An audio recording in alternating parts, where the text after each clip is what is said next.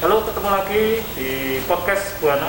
Terima kasih sudah datang dua bintang tamu kita yang akan saya perkenalkan bidangnya masing-masing. Sebelumnya saya buka dulu masker saya, biar kita ngobrolnya ada lebih jelas nanti audionya ya.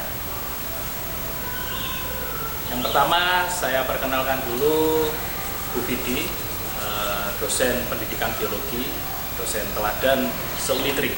Kemudian Pak Pram, dosen pengajar mikrobiologi. Hari ini kita akan membahas tentang apa itu vaksin, pentingnya vaksin, segmentasi vaksin, dan bagaimana stigma yang terjadi di masyarakat tentang vaksin tersebut. Kita akan mulai dulu, kita akan ngobrol nanti sambil bergantian. Tetap di channel ini.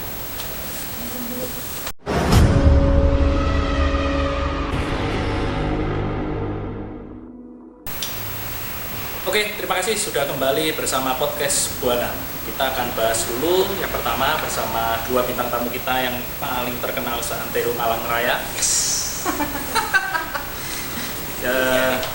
Kita tahu di masa ini adalah masa pandemi dan masa yang paling susah adaptasinya, dan kemudian ini juga memunculkan adanya stigma tentang vaksin.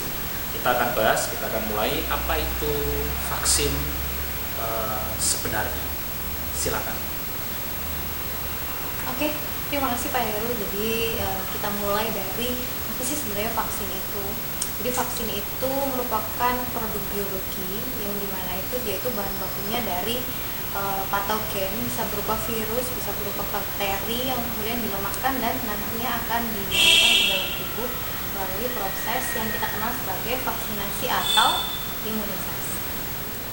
Jadi supaya tubuh itu mengenal, nanti akan meningkatkan juga apakah itu nanti antibodi juga ya. Jadi fungsi utama vaksin ini yang pertama adalah mengenalkan patogen ke dalam tubuh. Terus fungsi harus dikenal supaya nantinya bisa diingat sama sel memori. Karena sel memori, saya sudah pernah mengenali sama bakteri ini. Jadi nanti dia punya mekanisme secara alami untuk membentuk antibodi. Oke. Mungkin Pak Pram mau menambahkan. Ya intinya itu gampangnya ya, kalau ada sesuatu yang masuk ke asing, tubuh akhirnya jadi tahu bagaimana harus meresponnya, harus menghasilkan antibodi seperti apa, apakah dia bisa mempertahankan diri, perlu mempertahankan diri atau tidak, itu tubuh sudah tahu adanya vaksinasi tanpa harus mengalami sebuah gejala-gejala penyakit yang serius. Jadi lebih ringan lah ya. Sama seperti kalau tadi ya, minimal ya memang ada sedikit demam ringan gitu ya dalam 1-2 hari. Tidak seperti pada waktu kena penyakit aslinya. Penyakit aslinya mungkin jauh lebih mematikan, tapi kalau kita udah tahu nih, tubuh jadi sudah lebih siap ya. Lebih siap untuk mengenali nanti ketika terkena virus ya. Ibarat ini orang mau menjalin kisah kasih itu masih PDKT, dia akhirnya tahu sama tahu. Nah intinya gitu, nanti mau diteruskan ke jenjang pernikahan atau nanti akhirnya ternyata menjaga jodoh orang. Terima kasih jawabannya, menarik Pak Pram. Terus yang jadi pro dan kontra di sini juga banyak masyarakat kita yang masih ternyata takut terhadap vaksin ini ya. Saya akan mulai kemarin yang Bapak Presiden kita sudah melakukan vaksinasi sebagai orang pertama di Indonesia, dan dokter otomatis terlihat ketika diliput satu Indonesia itu grogi. Bagaimana melihat grogi itu, apakah nanti berpengaruh terhadap salah suntiknya itu akan berpengaruh atau tidak terhadap tubuh, ataukah sudah pas itu di kondisi tubuh ketika disuntikkan? Dari yang saya tahu ya, memang proses untuk melakukan vaksinasi atau memasukkan vaksin ke dalam tubuh itu ada beberapa cara ya. Oral ya, oral, jadi ada beberapa vaksin yang dimasukkan secara oral, ada juga yang diinjeksi atau disuntik ya. Nah, itu yang Pak Jokowi lakukan ya? Jokowi memang untuk untuk virus vaksin COVID itu disuntikan. Tapi ada beberapa vaksin lain yang memang di mulut ya, masih diteteskan ya, kalau ini itu diteteskan. Nah, tapi dari informasi yang saya baca ya, karena saya udah mengikuti beritanya dan juga sudah ada beberapa pernyataan dari beberapa dokter yang memang mereka lebih kompeten di masalah mensuntik ya. Itu jadi itu semua sudah yang dilakukan oleh dokter presiden dan kemarin sudah cukup tepat, sudah sesuai prosedur ya. Meskipun itu mungkin nervousnya saja yang terlihat, tapi orang pertama ya dia juga udah bikin video verifikasi ya. Lagian kan masyarakat kita itu kan selalu ada sesuatu sedikit itu menanggapinya berlebihan. Untungnya kemarin mungkin karena yang disuntik Pak Jokowi jadi nggak berani macam-macam. Haters nggak berani jadi buzzernya juga. Saya ke Bu Vidi. Apakah dengan vaksin ini sudah sesuai prosedur, dan kemarin juga ketika Pak Jokowi disuntik, divaksin itu sudah menyatakan halal dan ini bisa menjelaskan. Jadi vaksin COVID sebenarnya itu ada berbagai macam ya, tapi yang di Indonesia kebetulan yang dipakai adalah Sinovac. Nah, Sinovac ini kita ambilnya dari Cina, di mana memang ditelitinya itu sudah sesuai dengan strain COVID-19 yang ada di Indonesia.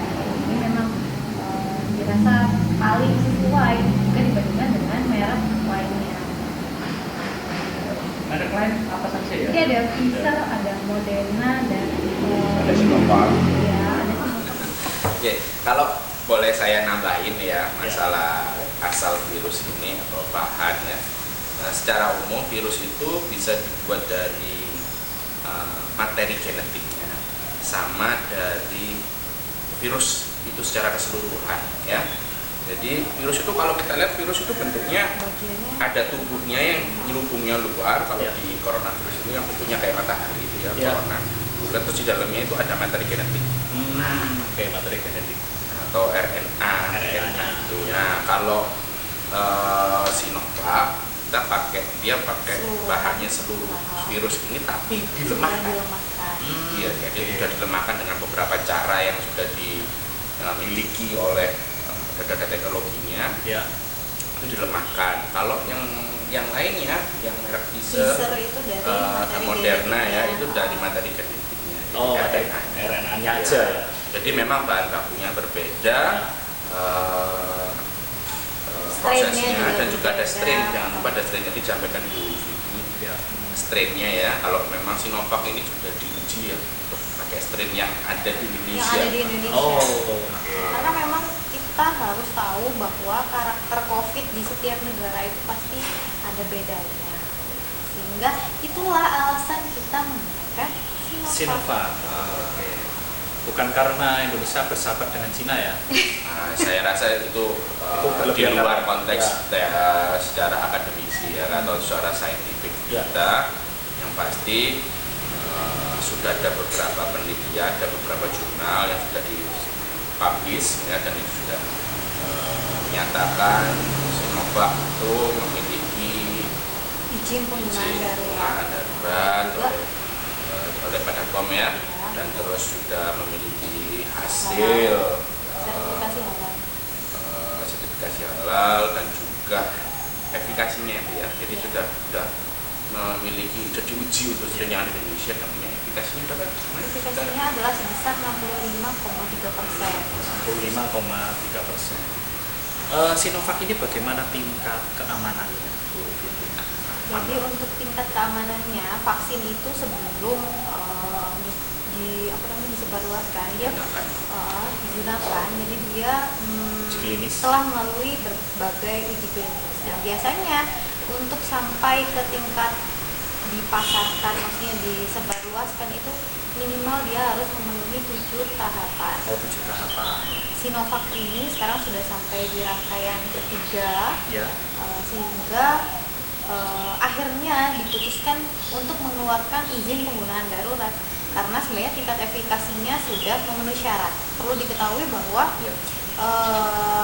efikasi minimal sebelum vaksin itu digunakan adalah sebesar 50,5%. 50,5 ya, dan Sinovac sudah 60,3%. 65,3%. Oh, Tapi sebetulnya 65,3%. yang merek-merek lain juga masih belum sampai 7 tahap juga penelitian. Iya. Memang semua masih dalam proses. Semua masih dalam Berarti Semua hanya dalam proses. Sinovac yang sudah 3 tahap ini ya, masih proses 3. Lainnya juga Lainnya juga sudah di 3 sudah. tahap sama. yang Sebenarnya membedakan ya, itu sebetulnya sama semua. aplikasinya. Iya, jadi semua itu sudah tahapannya sama. Iya. Cuman hasil ketika di setiap uji itu memiliki hasil yang berbeda-beda.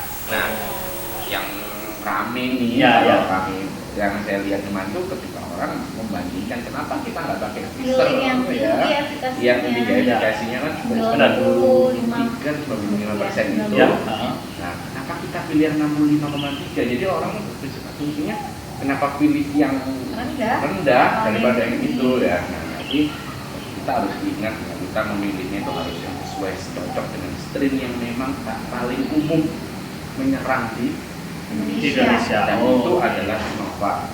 Yang pertama itu kalau saya boleh menyampaikan pendapat nih ya, Iya. itu yang pertama strain harus spesifik. Yang kedua ini masalah penanganan ya, penanganan. Iya. Jadi vaksin merek Pfizer ini dan yang Moderna juga karena memang dia berasal dari RNA tadi, punya materi genetik. genetik yang sangat mudah rusak, Oh, udah rusak. tidak stabil, Tidak maka dia harus disimpan di tempat yang suhunya minus 80 derajat. Minus 80 derajat loh ya, jadi kalau kulkas biasa jelas kurang ya. Iya. Nah, jadi kita butuh yang super dingin. Nah, kalau yang Sinovac itu karena dari full cell dia cukup di minus 20 derajat. Jadi pada refrigerator kita yang untuk icebox itu sudah bisa. cukup lah ya. Nah, jadi saya teman-teman membayangkan kalau pendapat saya ya, selain strain tadi masalah distribusi ya gitu ya. Bayangin aja kalau kita kondisi Indonesia yang sangat luas, tropis, terus pelosoknya sangat dalam itu ya, kita harus grafisnya itu bayangkan kita harus kirim atau distribusikan vaksin dengan suhu minus 80 derajat, itu pasti juga cukup sulit. Nah, pastinya sangat rentan rusak juga ya. Takutnya nanti itu sudah nyampe di orang itu mau disuntikan ke Pak Heru, tapi ini udah rusak, kita kan harus jamin itu juga ya. Nah, jadi saya rasa lebih cocoknya memang saya lebih sepakat.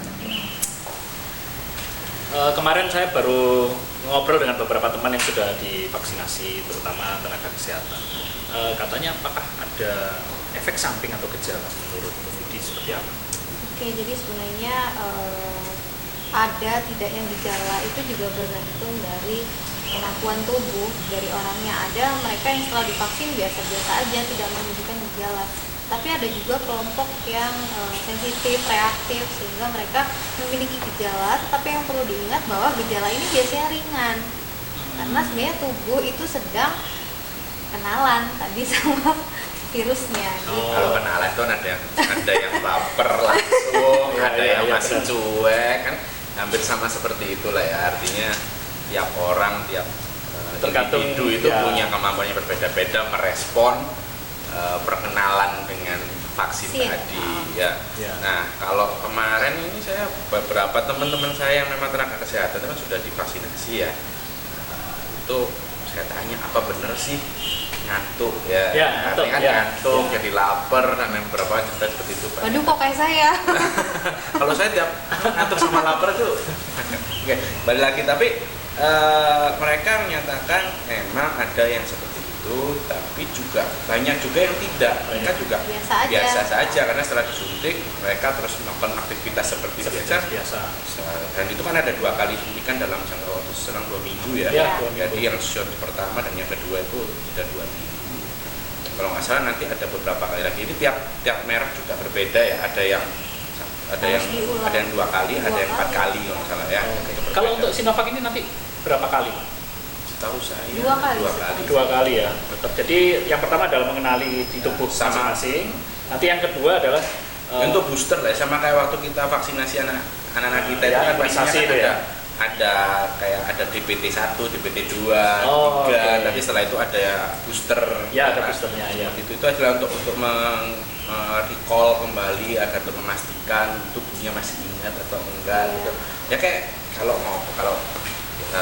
PDKT itu kan kalau cuma di PDKT lagi. WA sekali, habis itu ngilang kan ya lupa ya. Di miss call ya.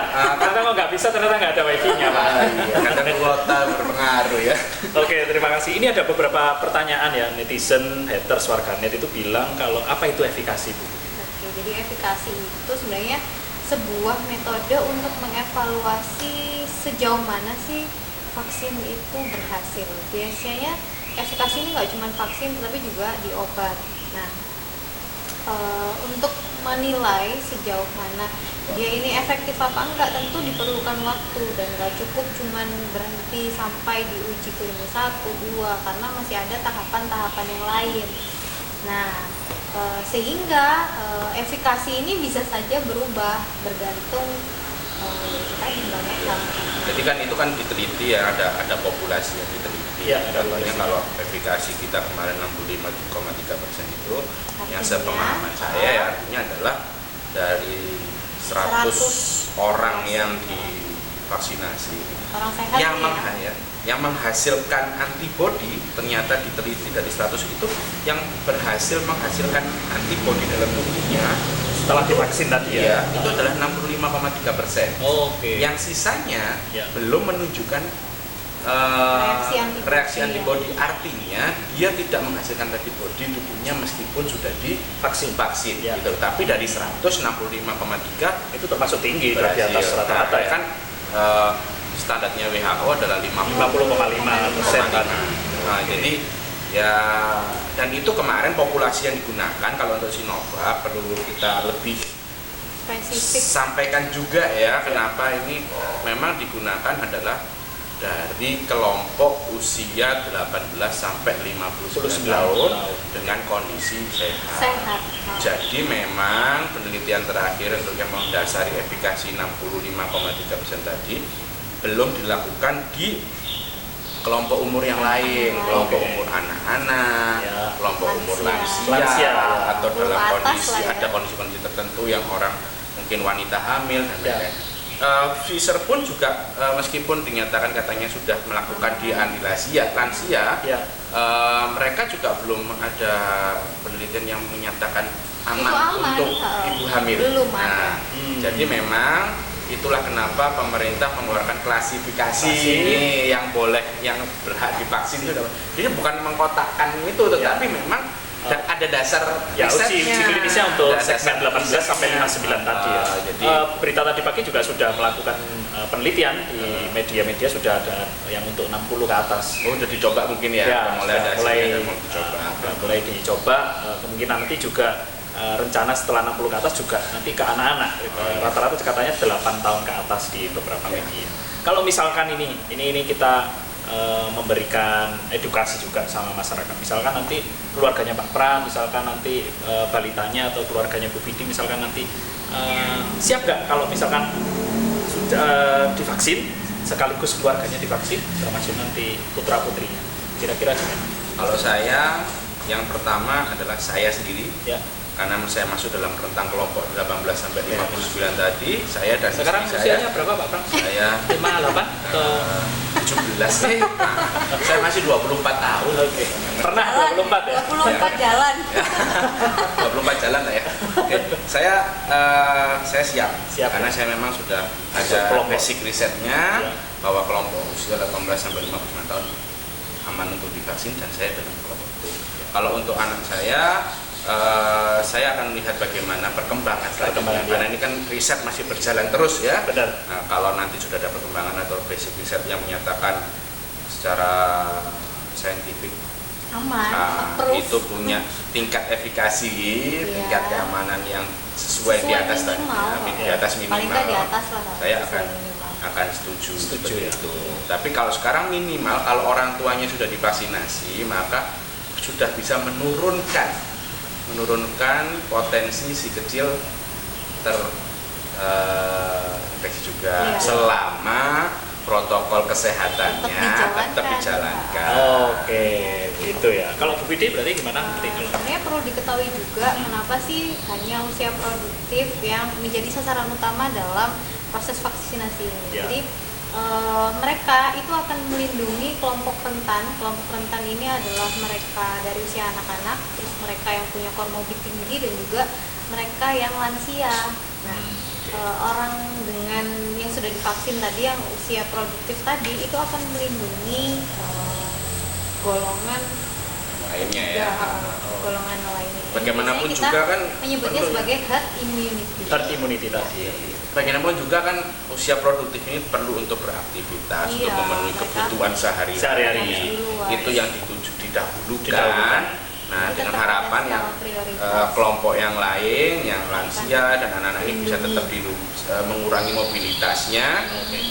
sehingga semua tetap berjalan dengan Prosedurnya. ya, new normal lah ya. Tetap kita beradaptasi juga. Ya. Untuk si yang paling utama profesi yang harus didahulukan itu menurut kalian siapa? Oke, jadi Indonesia sendiri sebenarnya sudah menerapkan skala prioritas, di mana yang pertama jelas ya mereka yang ada di garda terdepan, yaitu tenaga kesehatan dan juga orang yang berada di pelayanan publik. Nah, kemarin kalau kita tahu bahwa minggu ini beritanya yang golongan pers itu Benar? mereka juga mulai mengajukan karena mereka harus berinteraksi dengan banyak orang, sehingga mereka beserta keluarganya juga ingin mendapat prioritas ya. dalam pemberian vaksin ini. Ya, vaksin yang diutamakan ya. Oke, ini sudah sampai di penghujung podcast kita. Saya menginginkan dua bintang tamu kita yang ahli di bidangnya masing-masing yang bicara tentang vaksin tadi mungkin bisa memberikan statement pada teman-teman kita yang lihat. Mungkin dari Bu Vidi dulu, silakan. Oke, jadi pesan saya adalah nggak usah takut untuk divaksin. Ingat bahwa kepercayaan publik itu sangat penting dalam keberhasilan proses vaksinasi ini. Tujuan kita adalah untuk meminimalisir korban, terus membentuk herd immunity tadi, sehingga paling enggak 60-70% populasi di Indonesia itu harus divaksin. Jadi jangan takut deh. Takut divaksin ya. Betul. Kalau mungkin Pak Pram. Oke, satunya sama. Oke, saya siap divaksin. Mari kita semua siap divaksin. Ya. Teman-teman mahasiswa juga siap divaksin. Teman-teman mahasiswa juga bisa menjadi salah satu garda terdepan untuk edukasi kepada masyarakat, ya, sebagai agen perubahan. sebagai salah satu agen of change, agent of change, ya. Jadi mereka juga harus jadi salah satu tonggak untuk mensukseskan, Mengedukasi, ya, dan mengedukasi masyarakat demi meminimalisir penyebaran COVID di Indonesia. kita bisa menghadapi pandemi ini, wabah pandemi COVID-19 ini dengan baik. Oke, terima kasih Pak Pramono dan Bu Vidi sudah hadir di podcast saya di podcast Buana. Nanti next time kita bisa ngobrol-ngobrol lagi terkait perkembangan COVID berikutnya. Oke, terima kasih sudah mampir di podcast Buana kita. Nanti kita juga akan selalu menghadirkan bintang-bintang tamu yang bervariasi. Nanti kita juga akan mengundang nanti perkembangan COVID nanti seperti apa. Terima kasih. Tetap di channel kita di podcast Buana.